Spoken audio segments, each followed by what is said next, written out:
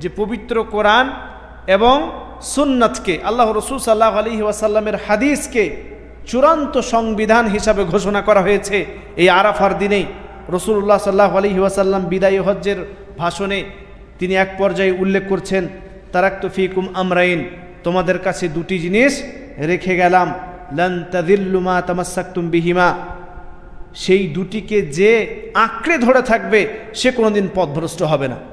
সেটি হচ্ছে কিতাবাল্লাহ ওয়া সুন্নাতা নবিয়্যিহি, প্রথম হচ্ছে আল্লাহ তাআলার কিতাব এই পবিত্র কোরআন, আর দ্বিতীয় হচ্ছে রাসূলুল্লাহ সাল্লাল্লাহু আলাইহি ওয়াসাল্লামের হাদিস। এই দুটি হচ্ছে আমাদের জন্য সংবিধান।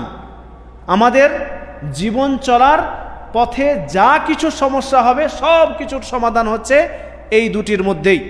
এই দুটির মধ্যেই আমাদের জীবন সীমাবদ্ধ।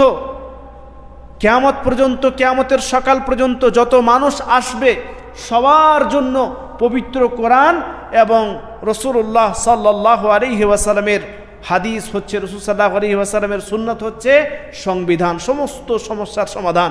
এতেই উল্লেখ করা আছে। এটার ঘোষণা এই আরাফার দিনে আল্লাহ রাসূল সাল্লাল্লাহু আলাইহি ওয়াসাল্লাম দিয়েছেন।